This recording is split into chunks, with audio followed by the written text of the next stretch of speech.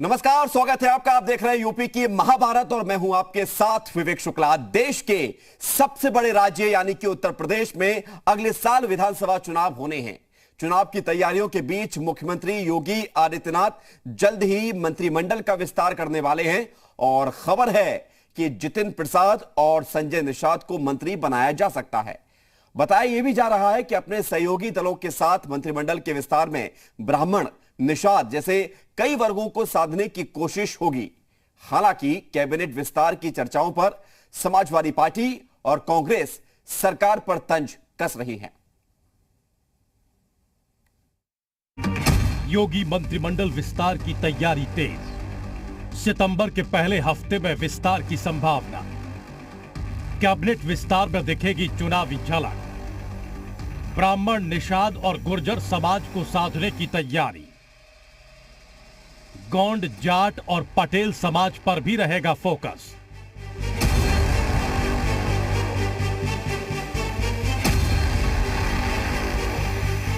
उत्तर प्रदेश में योगी मंत्रिमंडल के विस्तार की खबरें लंबे वक्त से चल रही हैं, लेकिन अब यह माना जा रहा है कि सितंबर के पहले हफ्ते में कैबिनेट विस्तार की तैयारी हो चुकी है और इसके लिए बीजेपी शीर्ष नेतृत्व ने अपनी हरी झंडी भी दे दी है। मंत्रिमंडल विस्तार की तारीख क्या होगी, इसका फैसला सीएम योगी पर छोड़ा गया है। सीएम योगी का दिल्ली में कई बार हाईकमान के साथ चुनाव समेत कैबिनेट विस्तार पर मंथन हो चुका है। माना यह जा रहा है कि मंत्रिमंडल में इन बिंदुओं पर खास जोर दिया जाएगा। बीजेपी के सहयोगी दलों से भी बनाए जा सकते हैं मंत्री। जातिगत समीकरणों को साधने की भरपूर कोशिश की जाएगी। ब्राह्मण, जाट, गुर्जर और निषाद समाज से मंत्री बनाए जा सकते हैं। जितिन प्रसाद, संजय निषाद को मौका मिल सकता है। योगी मंत्रिमंडल में फिलहाल अभी 6 मंत्री पद खाली हैं। देखिए, योगी सरकार की विदाई होने जा रही है। अब विदाई के समय वो विस्तार करें, छोटा करें, बड़ा करें, जनता को कोई फर्क नहीं पड़ता है।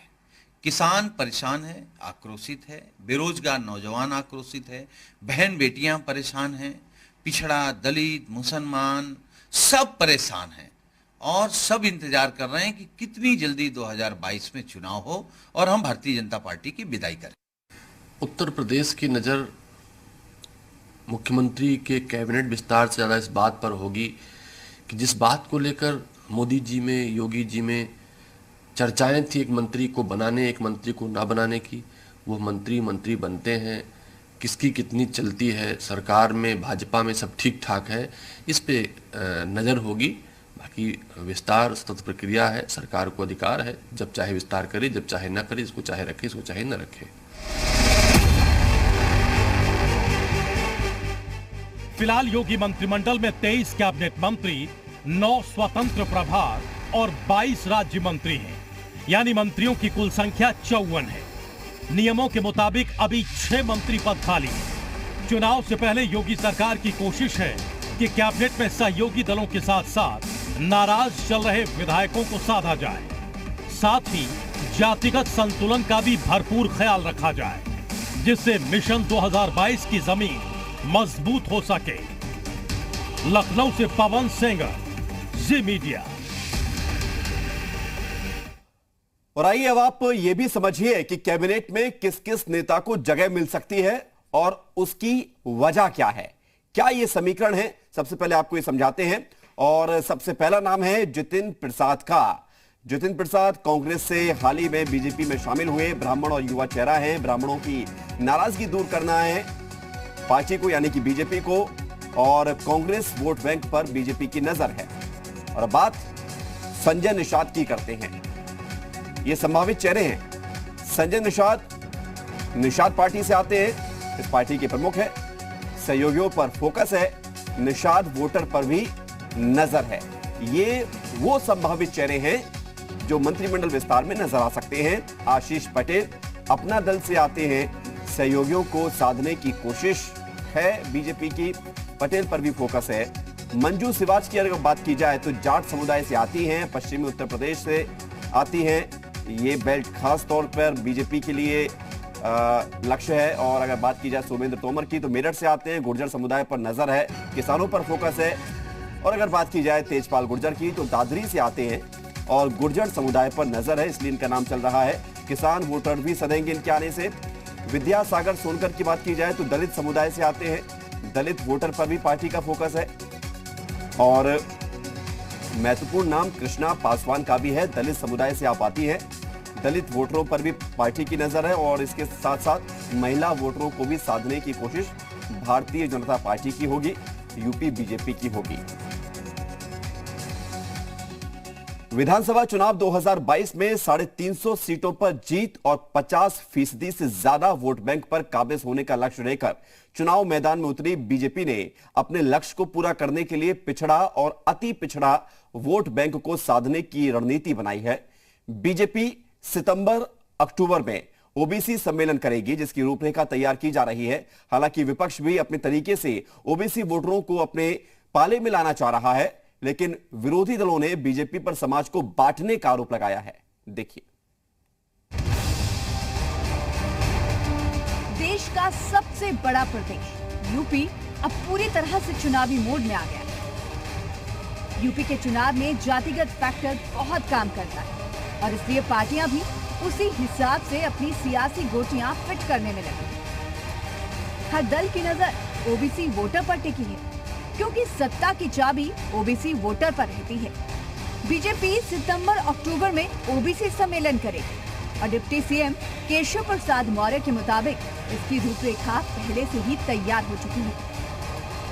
पिछड़ा वर्ग एक बहुत बड़ी संख्या में है और भारतीय जनता पार्टी के साथ दिल से जुड़ा हुआ है और उन सबके समर्थन से हम लोग 2014, 2017, 2019 लगातार विजय प्राप्त किए हैं और 2022 में भी विजय भारतीय जनता पार्टी के खाते में आवे और आएगी, मुझे पूर्ण विश्वास है।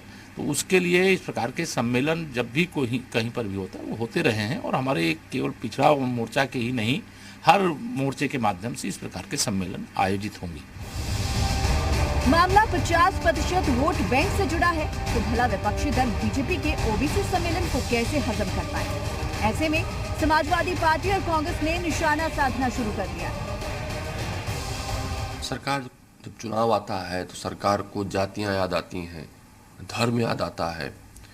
बेहतर होता सरकार को जो राजधर्म है जिसके लिए सरकारें बनती हैं, जिस मुद्दे पर सरकार आई थी, बेरोजगारी हटाने के, भ्रष्टाचार मिटाने के, महंगाई को कम करने के, किसानों की आय दोगुनी करने के, अगर उसको पूरा करके उसका सम्मेलन करती तो बेहतर था। मुझे लगता है जाति धर्म के नाम से उत्तर प्रदेश को बांटना ठीक नहीं। भारतीय जनता पार्टी पिछड़ों का सम्मेलन करने जा रही है और जिनका नाम लिया है स्वतंत्र देव, केशव प्रसाद मौर्य, ये स्टूल वाले नेता हैं। तो जिस पार्टी में कुर्सी न मिलती हो प्रदेश अध्यक्ष बनाने के बाद, प्रदेश का उप मुख्यमंत्री बनाने के बाद स्टूल मिलती हो, उससे ज्यादा सामंती सोच की पार्टी कौन सी हो सकती है? हम तो ये कहेंगे स्वतंत्र देव और केशव प्रसाद मौर्य जी से कि बहुत अपमान सह लिया, कम से कम अब तो स्वाभिमान के लिए जीना सीखिए। विपक्ष ने वार किया तो डिप्टी सीएम केशव प्रसाद मौर्य ने भी पलटवार कर दिया है। उनके मुताबिक नकल हमेशा होती है, बराबरी कभी नहीं, और विपक्ष चुनाव के समय केवल भ्रम पैदा करके वोट हासिल करना चाहता है, जबकि बीजेपी पहले से ही ओबीसी हितैषी रही है। ये नकल हमेशा होती है, बराबरी कभी नहीं होती। हम लोग दिल से करते हैं, वो केवल दिमाग लगाते हैं कि चुनाव के समय केवल भ्रम पैदा करो और किसी भी तरीके से वोट हासिल करो और सत्ता मिल जाए तो शोषण करो, लेकिन भारतीय जनता पार्टी ये नहीं करती। हालांकि लोकसभा चुनाव 2019 से पहले भी बीजेपी ने 2018 में करीब 1 महीने तक मौर्य, कुशवाहा, कुर्मी, यादव, निषाद, राजभर, सैनी, लोहार, गुप्ता, लोधी, बिंद और लोनिया चौहान सहित कई जातियों के सम्मेलन आयोजित किए थे। 2019 में ओबीसी सम्मेलनों का प्रयोग सफल रहने के बाद पार्टी विधानसभा चुनाव में भी उसे दोहराने जा रही है। खैर, इसका मिशन 2022 में कितना फायदा मिलेगा, ये देखना दिलचस्प होगा। शुभम पांडे, लखनऊ, जी मीडिया। और आइए अब आपको दिखाते हैं कि यूपी में ओबीसी वोटरों की कितनी संख्या है और ओबीसी वोटरों को ही लुभाने के लिए हर दल एड़ी चोटी का जोर क्यों लगा रहा है। दरअसल उत्तर प्रदेश में ओबीसी वोट बैंक को आपको हम समझाते हैं और यूपी में करीब 50% ओबीसी वोटर हैं, यह आपको समझना चाहिए। इनमें से यादव 21%, कुर्मी 7.5%, लोध 4.9% यानी कि करीब 5%, गडरिया और पाल 4.4%, निषाद और मल्लाह 4.3%, तेली और शाहू 4.5%, जाट 3.6%, कुम्हार और प्रजापति की बात की जाए तो 3.4% हैं, कहार और कश्यप 3.3% हैं, कुशवाहा शाक्य 3.2% हैं, नाई की संख्या 3% है, राजभर समाज से 2.4% लोग आते हैं और गुर्जर 2.12% वोटर हैं। इसलिए ओबीसी समाज पर नजर है, क्योंकि ये वोट बैंक यदि जिस दल को मिल जाता है तो फिर उसकी सत्ता की राह आसान हो जाती है। बढ़ते आगे यूपी में चुनाव में मुस्लिम वोट बैंक पर भी काफी नजर जमाई जा रही है, क्योंकि ये वोट बैंक भी महत्वपूर्ण भूमिका अदा कर सकता है। खासतौर से समाजवादी पार्टी ने तो यादव और मुस्लिम वोटरों के जरिए ही सत्ता पर राज किया है, इतिहास गवाह रहा है। लेकिन मुस्लिम वोटरों में सेंध लगाने के लिए एआईएमआईएम के असदुद्दीन ओवैसी भी यूपी में जोर आजमाइश कर रहे हैं और वो अखिलेश यादव पर बरस भी रहे हैं। ओवैसी का आरोप है कि अखिलेश यादव मुस्लिमों की आवाज उठाने से डरते हैं। हालांकि समाजवादी पार्टी ने इस पर पलटवार करते हुए कहा कि उनकी पार्टी वर्ग के साथ है।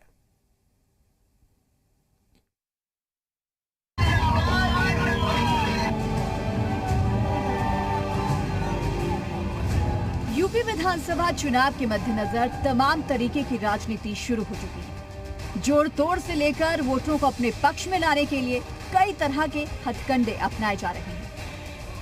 ऐसे में यूपी में मुस्लिम वोट बैंक पर कब्जे को लेकर सियासत तेज है। अक्सर यूपी में करीब 20% मुस्लिम वोटों को लेकर सपा और कांग्रेस आमने सामने होती थी, लेकिन इस बार एआईएमआईएम मुस्लिम वोटरों को अपने पाले में लाने में जुट गई है। एआईएमआईएम के मुखिया असदुद्दीन ओवैसी लगातार मुस्लिम वोटरों के साधने के लिए अखिलेश यादव पर ही हमला बोल रहे हैं कि उन्होंने कभी मुस्लिमों की आवाज नहीं उठाई और इसी बात का यूपी में एआईएमआईएम तेजी से प्रचार भी कर रही है। समाजवादी पार्टी की बात कर रहा हूं। चुनाव से पहले एमवाई भाई भाई मुस्लिम यादव, एमवाई भाई भाई, चुनाव खत्म, सत्ता आ गई, एम को रबड़ से मिटाओ, अब नारा हो गया वाई वाई भाई भाई, मुसलमान कहां है? हालांकि समाजवादी पार्टी इस पर सफाई दे रही है। समाजवादी पार्टी के मुताबिक वो सभी वर्गों, सभी जातियों और सभी धर्मों की पार्टी है और कभी बंटवारे और जाति की राजनीति नहीं कर रही। समाजवादी पार्टी सभी जातियों, सभी धर्मों, सभी वर्ग के लोगों की राजनीति करती है। हम कभी बंटवारे की और जात की राजनीति नहीं किए। जो लोग बंटवारे की, नफरत की, जात की राजनीति कर रहे हैं उनको मुबारक। हम डेवलपमेंट की बात करते हैं। हम सामाजिक बराबरी, आर्थिक बराबरी, शैक्षिक बराबरी और धार्मिक बराबरी की बात करते हैं। हम जो उसी हिसाब से चलेंगे जिस हिसाब से संविधान हमको चलने की इजाजत देता है। हालांकि ओवैसी बनाम अखिलेश यादव की इस लड़ाई में बीजेपी और कांग्रेस चुटकी ले रही है। ओवैसी जी को उत्तर प्रदेश वैसे नकारेगा जैसे पश्चिम बंगाल ने नकारा था। पूरा देश इस बात को मान चुका है और समझ चुका है। ओवैसी जी की जुबान होती है, स्क्रिप्ट भारतीय जनता पार्टी की होती है। ओवैसी जी की उड़ान होती है, उसमें पड़ने वाला ईंधन भारतीय जनता पार्टी के दफ्तर और अन्य जगहों से आता है। तो ओवैसी भाजपा के लिए महत्वपूर्ण होंगे, उत्तर प्रदेश के लिए महत्वपूर्ण नहीं है। वो ओवैसी ने अखिलेश जी पर कहा है, अखिलेश जी ने ओवैसी पर कह रहे हैं। राजनीति की प्रक्रिया है, दोनों एक दूसरे पर कह रहे हैं। भारतीय जनता पार्टी सबका साथ, सबका विकास और सबका विश्वास पर काम करती है। हम सबको लेकर चलते हैं। हाँ, उत्तर प्रदेश को ये याद जरूर है कि जब ये कहा जाता था हमारी बेटी उसका कल, और जब लोग जाते थे पंजीकरण कराते उसमें लिखा जाता था अल्पसंख्यक बेटी। असदुद्दीन ओवैसी की उत्तर प्रदेश में दस्तक समाजवादी पार्टी के लिए चिंता का विषय है। अब देखना ये होगा कि आने वाले 2022 विधानसभा चुनाव में ओवैसी की पार्टी समाजवादी पार्टी का नुकसान कर अपनी सियासी जमीन तलाशने में कामयाब होती है या नहीं। और जब बात एमवाई फैक्टर की हो रही है तो आपको यूपी का समाजवादी पार्टी का एम फैक्टर भी समझना चाहिए और ये आपको बताते हैं कि यूपी का एम फैक्टर है क्या। उत्तर प्रदेश में करीब 20% मुस्लिम वोटर हैं, करीब 4 करोड़ मुस्लिम आबादी है और करीब 150 सीटों पर मुस्लिम वोटर असर डालते हैं। 2012 में समाजवादी पार्टी की जीत में मुस्लिम वोटरों की भूमिका रही थी। 2012 में विधानसभा चुनाव में 64 मुस्लिम विधायक बने थे। समाजवादी पार्टी के मुस्लिम विधायकों की संख्या इनमें से 42 थी। 2017 में समाजवादी पार्टी ने 67 मुस्लिम उम्मीदवार उतारे थे। 67 उम्मीदवारों में से 17 विधायक समाजवादी पार्टी के जीतकर भी आए थे। 2017 के चुनाव में सिर्फ 24 मुस्लिम विधायक जीतकर आए। 24 मुस्लिम विधायकों में से 17 अकेले समाजवादी पार्टी के थे। तो यह है वो एम फैक्टर जिसके चलते समाजवादी पार्टी इस पर नजर बनाकर रखती है और मिलकर बनता है M Y factor. Uttar Pradesh में 5000 मदरसों को बंद कर दिया गया है। बताया गया है कि ये मदरसे मानकों के विपरीत चल रहे थे, इसलिए अल्पसंख्यक आयोग ने इन्हें बंद कर दिया है। यूपी अल्पसंख्यक आयोग के सदस्य सुरेश जैन ने इसकी जानकारी दी है। सवाल मदरसों से जुड़ा है और माहौल चुनावी है, तो फिर इस पर सियासत भी गरमाने लगी है।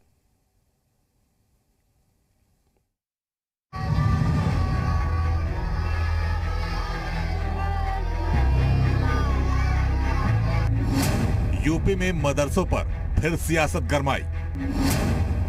फर्जी मदरसे बंद करने पर सियासी बवाल। विपक्ष ने बीजेपी का चुनावी एजेंडा बताया। जो मदरसा शिक्षा परिषद के नाम से गठन, एक पोर्टल का गठन किया गया, उस गठन के द्वारा ये मानक तय किए गए कि सभी मदरसों को उसके अंदर रजिस्टर्ड कराना आवश्यक है। देखिए, 5000 मदरसे ऐसे रहे जिन्होंने इसके अंदर अपना पंजीकृत नहीं कराया और वो इससे अलग हो गए। कुल मिलाकर 100 करोड़ वार्षिक आय हमें प्राप्त हुई। इस नाते यूपी में 5000 मदरसों को बंद करने की जानकारी यूपी अल्पसंख्यक आयोग के सदस्य सुरेश जैन ने दी, तो अब इस पर सियासी बवाल शुरू हो गया है। समाजवादी पार्टी ने फौरन इस मुद्दे पर सरकार को घेरना शुरू कर दिया। समाजवादी पार्टी के मुताबिक चुनावी माहौल में बाकी मुद्दों से ध्यान भटकाने के लिए ऐसा हो रहा है। ये मदरसे बिना मानक के चलाए जा रहे थे, तो अब तक ये क्यों चल रहे थे, ये भी सवाल उठेगा। देखिए, ये सब सिर्फ चुनाव रिलेटेड चीजें हैं और जैसे जैसे चुनाव पास आते जाएंगे इस तरह की चीजें हमारे सामने आएंगी। लेकिन प्रदेश की जनता साफ साफ और स्पष्ट देख रही है कि भारतीय जनता पार्टी किस तरह की घिनौनी राजनीति। हालांकि कांग्रेस ने सरकार की इस बात की तारीफ तो की है, लेकिन मांग की है कि जिन अधिकारियों के रहते हुए मदरसों के नाम पर फर्जीवाड़ा हुआ, उन पर कार्रवाई हो।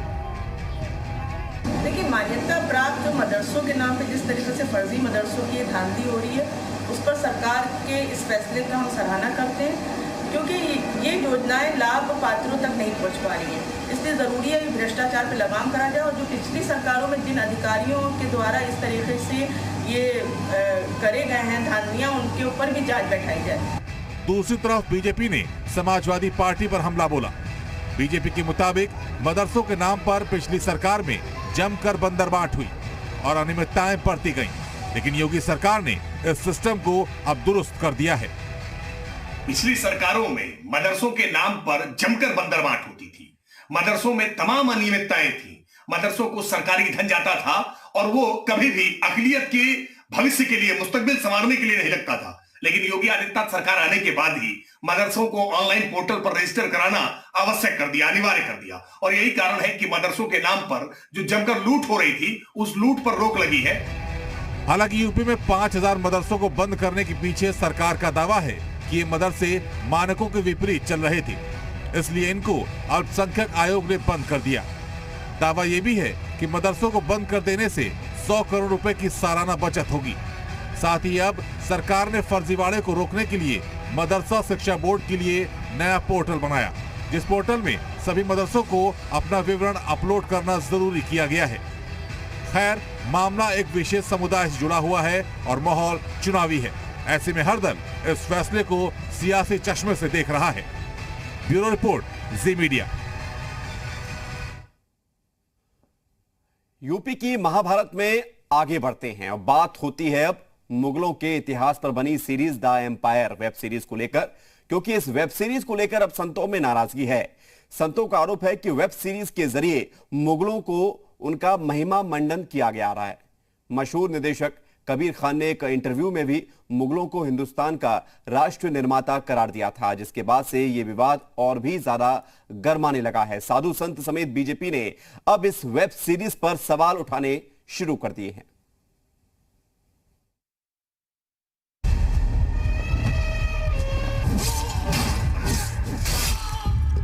हम ज़हीरुद्दीन मोहम्मद बाबर मुगल साम्राज्य की कहानी पर बनी the empire web series release होते ही विवादों में घिर गई है। इस वेब सीरीज में पहले मुगल बादशाह बाबर की जिंदगी की दास्तान दिखाई गई है। अब आरोप है कि इस सीरीज में मुगलों का महिमा मंडन किया गया है। हिंदू संगठनों से जुड़े कुछ लोग जहां वेब सीरीज के बायकॉट की मांग कर रहे हैं, वहीं अयोध्या में तपस्वी छावनी के महंत जगत गुरु परमहंस आचार्य ने फिल्म डायरेक्टर कबीर खान के मुगल राष्ट्र निर्माता के बयान पर कड़ी प्रतिक्रिया दी है। हिंदुओं की उदारता के कारण अपना पैर जमा लिए, इसके बाद हिंदुओं को आपस में लड़ाने लग गए। अब यहाँ से हीरे जवाहरात मणि माणिक बहुमूल्य रत्न सोना चांदी ये लूट के ले जाते थे। इसलिए मुगलों का महिमा मंडल अगर कबीर खान करेंगे तो वो दिन दूर नहीं होगा जब कबीर खान का जो है सर धड़ से अलग होगा। ये बात मैं जगत गुरु परमहंस आचार्य अयोध्या से कह रहा हूं। औकात में रहो, देश से बड़ा कोई नहीं है। अब इस पूरे विवाद को समझिए कि आखिर ये विवाद क्या है। द एम्पायर सीरीज पर क्यों है विवाद? मुगल शासक बाबर की कहानी पर आधारित है ये सीरीज। इस सीरीज में लोधी साम्राज्य पर बाबर के हमले को दिखाया गया है। सीरीज में बाबर के महिमा मंडन का आरोप लगा है। आरोप यह भी है कि बाबर ने लाखों हिंदुओं को मरवाया। बाबर ने राम जन्मभूमि को भी तबाह किया। इन तमाम कारणों से इस सीरीज का विरोध हो रहा है। हालांकि मेकर्स इस शो को इतिहास से प्रेरित काल्पनिक कहानी बता रहे हैं, लेकिन इस वेब सीरीज एम्पायर में बाबर को महिमा मंडित करने पर विरोध तेज हो गया है। संतों के बाद अब बीजेपी भी इसमें कूद पड़ी है। बीजेपी के मुताबिक बाबर का बखान देश के लिए दुर्भाग्य है। कलाकारों को बाबर का महिमा मंडन नहीं करना चाहिए।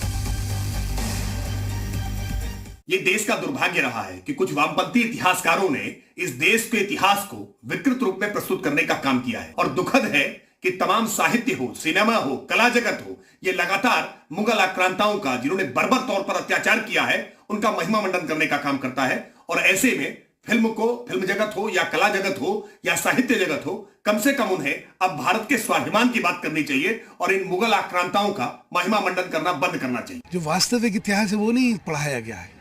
एक विचारधारा के हिसाब से, एक मानसिकता के हिसाब से इतिहास को तोड़ मरोड़ करके लोगों के सामने पेश करा गया था।